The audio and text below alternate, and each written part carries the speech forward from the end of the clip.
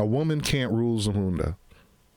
He kept that rule for 30 years. She let him keep that law for 30 years. Okay.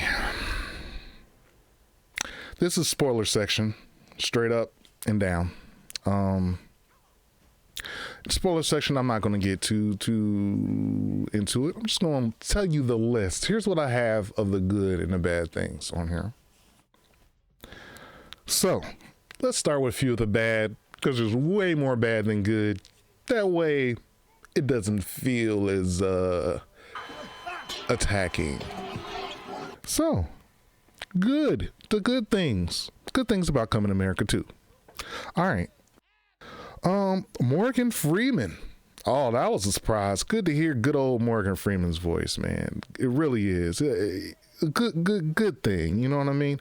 Even though they use him and, you know, they use him out there in Zamunda, they definitely could have put him somewhere in America. He could have been in a barbershop. He could have been, if you got Morgan Freeman, pay this man and put a part in this movie more than a spoof for this man. And then, I'm 80s, baby. You got all these washed up R&B and rappers coming up out of here like, yo, give Salt and Pepper a year heads up. You gonna be in here, so look good, girl, because them girl looked at her rough. Yes, Karen, I would like that bland potato salad, please, with no salt and no pepper, please. We'll go to the good. Wesley Snipes, of course, man. Wesley Snipes did his thing, bro. Everything he did was funny. To his walk in, like, great stuff. You know what I mean? And Wesley Snipes doesn't always have great work, y'all. I'm not like some type of fanboy for Wesley Snipes, although he is the first Marvel superhero, period. There would be nothing if it wasn't for him. And Marvel started out rated R, and now they're trying to ruin Deadpool 3, but I digress. Do a spinoff called Simi and Wesley, or whatever homeboy name was. Simi, or Arsenio Hall and Wesley Snipes. They need to have something going on where, like, he's sneaking in and out with his daughters or Simi or something. You know, they're making such a troublemaker. But you know what they could have did? They could have did a montage of all the times and all the things Simi has done over the years to make you actually believe that he did that. And let's not forget here, people, when you drink alcohol, and if you smoke, they didn't even say what they smoked, did they? You just said hi. Well, let's just say you're high and you drink. You're not going to remember who you sleep with. You're not going to remember that you lost your real virginity. You're not going to remember that. All right, let's talk about the product placements. McDowell's, McFlurries, McFlurbies, and oh man, the veggie burger, and it was gross. Like, is that not a hit at Burger King or what? I don't get it. Pepsi products. Oh.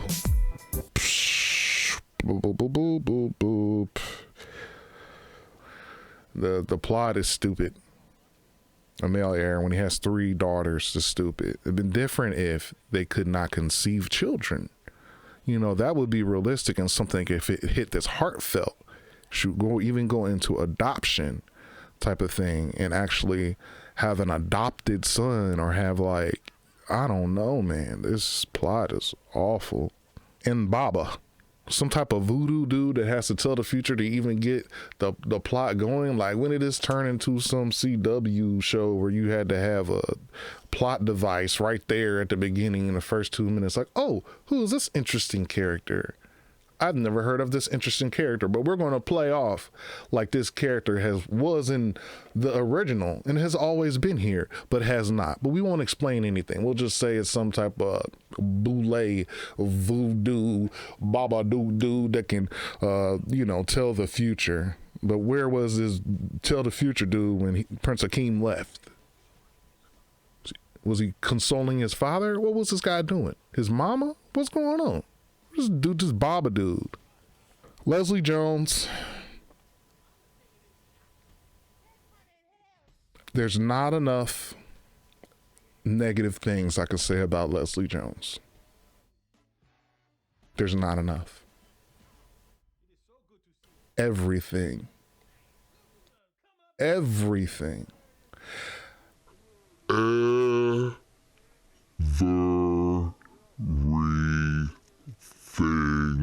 about her. Blech. We'll just leave it at that. Everything about her. It's like the shit topping on a shit cake. Yes, Leslie Jones is shit topping on a shit cake. I said it. But Wesley Snipes played it right. Like, Wesley Snipes played jokingly. Like, you did not take him seriously. Like, you knew what his character and all the things was about. Like, it was funny, tropey. It made so much sense. Like, whoever wrote that character, and it was great. Awesome. Once again, a woman can't run Zamunda, which is not awesome, especially after 30 years of running a country. Yeah, I'll say it again. Where was the nudity? Where were the rose bearers? Where were the furs?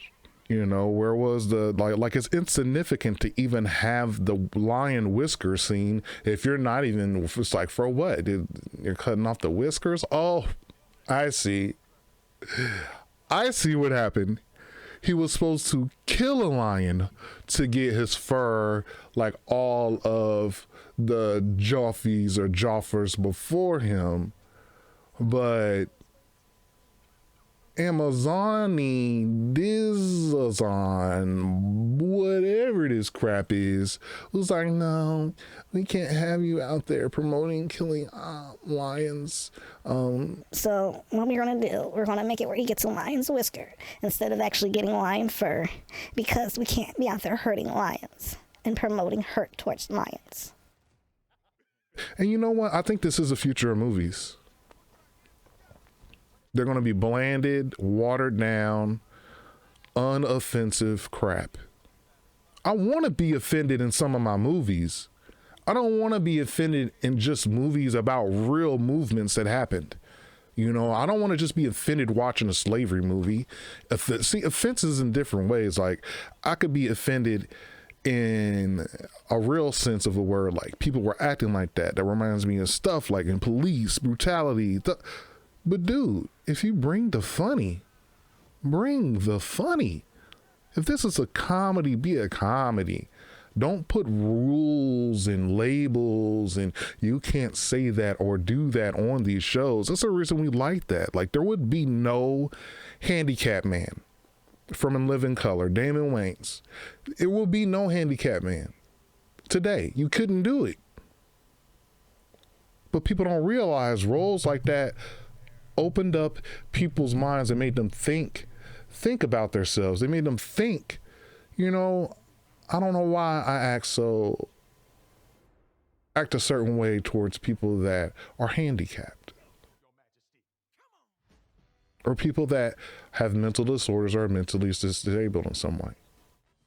That helped the community. Like Boondocks. Uncle Ruckus on the Boondocks helped me deal with things that I had in my life. Where you hear racist songs and good old boys driving by listening to David Allan Coe. You know, you don't take it as seriously.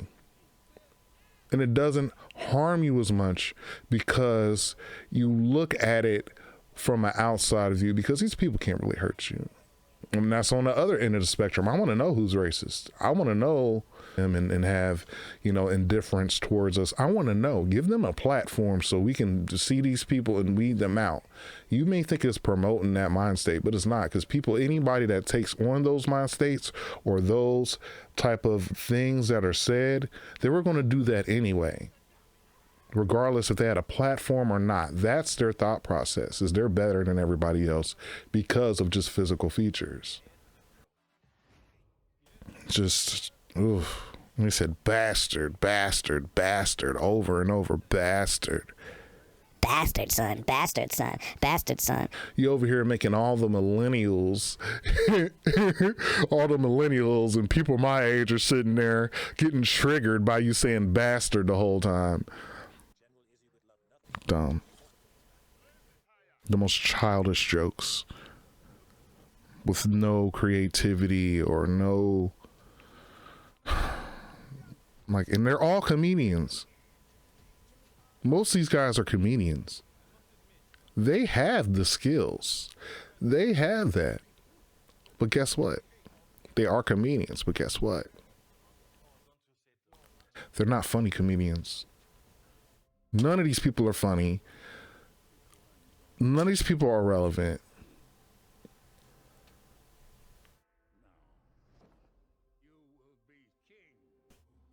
It's like I said before. This is this is Coming to America. Screenplay is written by Ice Cube.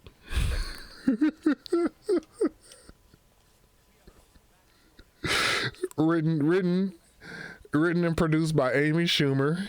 All the stolen jokes, and cinematography by, I don't know. Tyler Perry could have did a better job. And I hate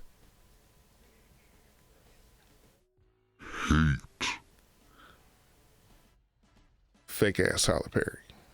So I guess I'll leave it at that. The music was okay. The references to music was awful. And when I say the music was okay, I'm not talking about the dusty ass cameos by people that haven't made an album in 30 years. Like, it was true. Like, where was Kendrick Lamar? Y'all wasn't gonna pay Kendrick Lamar to show up? Like, y'all wasn't gonna pay? Come on, man. Like, y'all couldn't get nobody from the Black Panther movies. Not one person. Y'all couldn't get creative and cross over and you know, they said he dressed like a slave from the future. This movie is dressed like a slave from the past. And that's CMGShow, and I'm out.